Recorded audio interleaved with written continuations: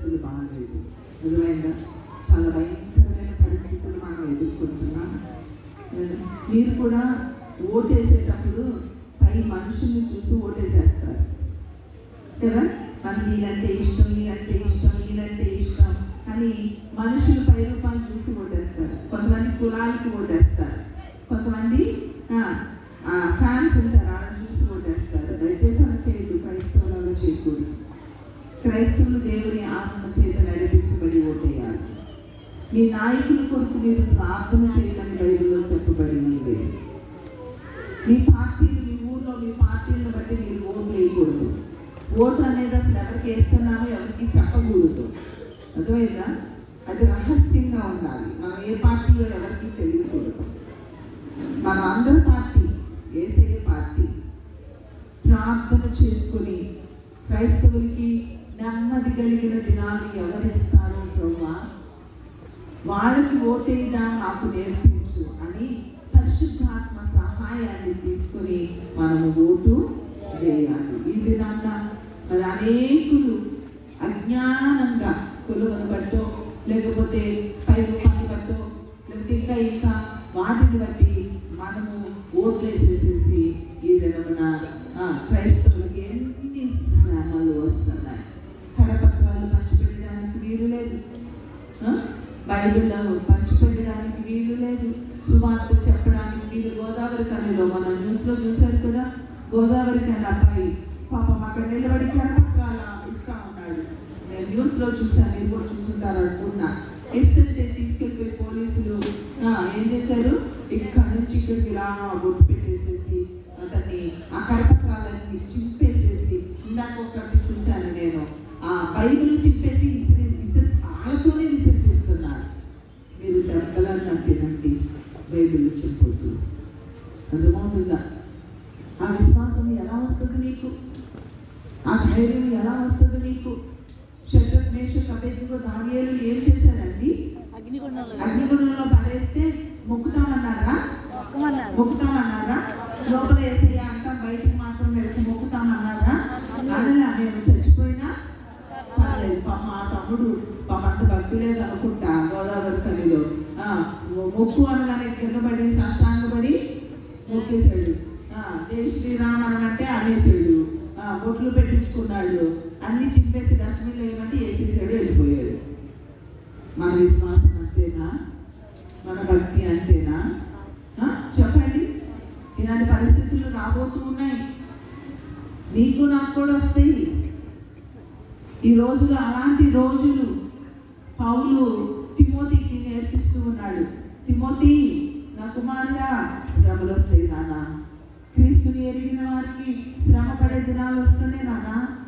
వాళ్ళు నిన్ను కొడతారు, నిన్ను ఇలానే బైబిల్ చింపేయమంటారు, లేకపోతే ఇంకొక మాట అనమంటారు, మొక్కమంటారు.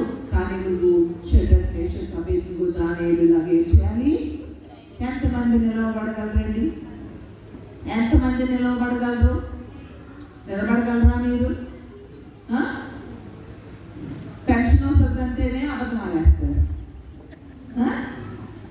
నీకు వయసు లేకపోయినా వయసు ఉందని చెప్తారు. నీ భార్య నీ భర్త ఎప్పుడో చచ్చిపోయినా బ్రతికి ఉన్నాడని చెప్తావేమో. రకరకాలుగా మోసం చేసి ఏం చేసుకుంటున్నారు మనుషులు?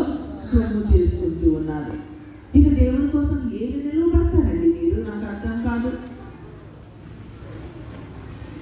ఈ లోక సంపాదన కోసం కాదండి మనం దేవుడు నిలబడించేది. స్త్రీలైనటువంటి మనము మన భర్తలను ప్రోత్సహించాలి. నిజమైన భక్తి చేయడం కొరకు మన భర్తలకు ఏం చేయాలి? మీరు విధేయత చూపించి, అవసరమైతే మీరు అలసిపోయిన ఆయన కాళ్ళు నొక్కుంటూ, నూనె రాసుకుంటూ, ఒళ్ళంతా మసాజ్ చేసుకుంటూ, ప్రేమ చూపిస్తూ దేవుని కూర్చిన వార్త నీ భర్తకి చెప్పు, నీ బిడ్డలకు చెప్పండి. అంత్య దినాల్లో ఉన్నాం, అపాయకరమైన దినాల్లో ఉన్నాం, పోగేసుకునే దినాల్లో లేము, సంపాదించుకునే దినాలలో లేము. ఉన్నాయన్నీ అవసరమైతే అమ్ముకొని దేవుని కోసం బ్రతికే దినాలలో మనము ఉన్నాము. దయచేసి మీరు నరకానికి వెళ్ళకూడదు. అసలు యుద్ధ వాతావరణం, యుద్ధ దినాలు. నేను దాగడి స్థలము అని 7వ తరగతిలో చదివే నా పుస్తకం. దాగడి స్థలం అనే 7, 8, 9, 10 ప్రతి సంవత్సరం చదివేదాన్ని. ఆ పుస్తకం చదువుతూ ఉంటే ఆ యుద్ధ వాతావరణం గురించి వాళ్ళు చెప్తూ ఉంటే, వాళ్ళు పారిపోతూ ఉంటే, వాళ్ళు దాక్కుంటూ ఉంటే ఈ పరిస్థితి చిన్నపిల్ల అమ్మో గుండె తడా తడా తడా తడా కొట్టుకునేది. ఇప్పుడు అదే జరుగుతుంది.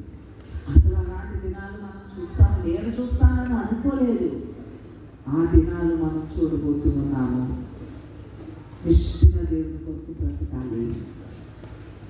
దేవుని అడగండి, ధైర్యాన్ని దయచేయండి. నీకోసం నా ప్రాణమైనా ఇస్తాను కానీ నా ఆత్మ నరకానికి వెళ్ళిపోతాయా. నేను నిష్ఠగా బ్రతుకుతానయ్యా, నేను పరిశుద్ధంగా బ్రతుకుతానయ్యా, నా స్వభావాలు మార్చుకుంటానయ్యా, నేను లోబడతానయ్యా, నేను తగ్గించుకుంటానయ్యా, నేను క్షమిస్తానయ్యా, నేను నా బిడ్డలకు నేర్పిస్తానయ్యా, నా భర్తకు నేర్పిస్తానయ్యా. మంచి టీచర్ నువ్వు, మదర్ అంటే మంచి టీచర్. మీరు మీ బిడ్డలకు నేర్పించండి. నేర్పిస్తారా? ప్రార్థన చేసుకుంటారా?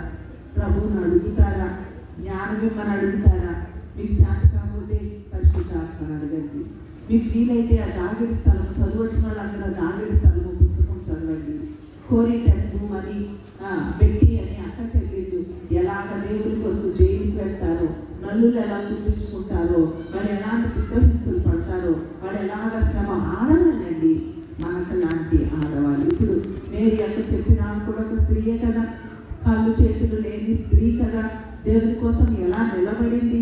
కాళ్ళు ఉన్నాయి, చేతులు ఉన్నాయి, బుర్ర ఉంది, అన్నీ ఉన్నాయి. కానీ దేవుని కోసం మనం ఏం చేయలేకపోతున్నాము, నిలబడలేకపోతున్నాము. స్త్రీలైన మీరు మీ కుటుంబాన్ని కట్టుకోవాలి, మీ బిడ్డల్ని కట్టుకోవాలి. లోకంలో ఏమీ లేదు, ఆపేయండి. అన్ని సంపాదించుకోవడం ఆపేసేయండి. అర్థమవుతుందా? మీ బిడ్డలను చదివించడం ఆపేసేయండి. ఊరికి పరిగెత్తొద్దు, ముందుకు విలువలు నేర్పించండి, ముందు మారు మనసు పొందించండి. ఎగ్జామ్స్ రాయిపోయినా పర్లేదు, ఎందుకంటే ఏ టైంలో ఏ బాంబు పడిందో మనకు తెలియదు, ఏమవుతుందో. క్రైస్తవులను వచ్చేసి మన మణిపూర్లో ఎలాగ ఓచుకోత పోసేసారా, మగవాళ్ళ బట్టలు తీసి రోడ్ల మీద అలాగ నడిపించి చంపేశారా. అలాంటి పరిస్థితులు రేపొద్దున మనకు రాబోతూ ఉన్నాయి.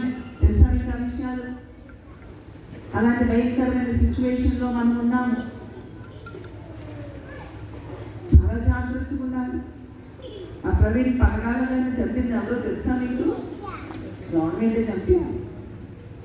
అర్థమవుతుందా? గవర్నమెంటే చంపింది. నాకు లోపల నుంచి కొంతమంది ద్వారా, కొన్ని వార్తల ద్వారా మనకు తెలిసింది విషయాలు. ఆ డాక్టర్స్ ఎవరైతే పోస్ట్ మార్టం చేశారో వాళ్ళందరూ తెలుసు. వాళ్ళకి చెప్పారు, ఇది మీరు బయటకు తీసుకురావద్దు. అయితే కనీసం ఎవరైనా చనిపోతే అక్కడ అన్నీ భద్రపరుస్తారు. ఫోరెన్సిక్ రిపోర్ట్ వాళ్ళు వచ్చి అవన్నీ చెక్ చేసుకుని బ్లడ్ శాంపిల్స్ అక్కడ ఉన్న వేలు ముద్దలు అన్నీ గ్యాదర్ చేసుకుంటారు. అసలు అట్లాంటి ఏమైనా జరిగిందా? ఎందుకు జరగలేదు? చేసింది ఎవరు? ప్రభుత్వమే చేసింది. మనకి క్రైస్తవులకి పరగా ఉన్న ప్రభుత్వంలో మనం లేనండి. మన ఆంధ్రాలో, తెలంగాణలో, ముఖ్యంగా ఆంధ్రాలో చాలా భయంకరమైనటువంటి పరిస్థితుల్లో మనం ఉన్నాము. ఎక్కువగా ప్రార్థన చేయండి. మీరు ఎక్కువగా ప్రార్థన చేయండి. మీరు ఎవరి దగ్గర బయట విషయాలు మాట్లాడదు కానీ మోకరించి ఏం చేయాలి? ప్రార్థన చేయండి. మనం నరకానికి వెళ్ళిపోకుండా ఉండడం కొరకు ప్రార్థన చేయండి. క్రైస్తవులైనటువంటి వారికి ఇంకా కొన్ని దినాలు, మంచి దినాలు ఇవ్వవా ప్రభా? నేనైతే అదే ఏడుస్తూ ఉన్నాను. నేను బాగా ఏడ్చాను, అడిగాను, మంచి దినాలు ఇచ్చినంత కాలం నేను మంచిగా నీ కోసము దేవుని సేవ చేయలేకపోయి ఉన్నాను, క్షమించు. ఇప్పుడు సువార్త చేయడానికి అనువులేని పరిస్థితులు వస్తూ ఉన్నాయి. మేము బయటకు వెళ్ళి సువార్త చేసే సమయం ఇది. ఏమో ఇదే ఆఖరి రిట్రీట్ ఏమో, మళ్ళీ మనం కలవలేమేమో, అది కూడా చెప్పలేము. మనము మందిరాలలో మనం కలవలేమేమో, చర్చెస్లో మనము కలవలేమేమో. సేవకురాలు ఇక్కడ ఉన్నారు, మీ విశ్వాసులకు చెప్పండి.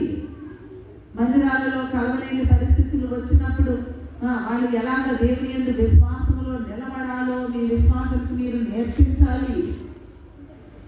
ఎలాంటి పరిస్థితులు రాబోతున్నాయో వాటిలో ఎలా నిలబడాలో అమాయకమైన మీ విశ్వాసులకు నేర్పించండి. మందిరాలు మూతపడిపోతాయి. ఇలాగ కూర్చొని వాక్యాలు చెప్పుకోవడానికి ఉండదు.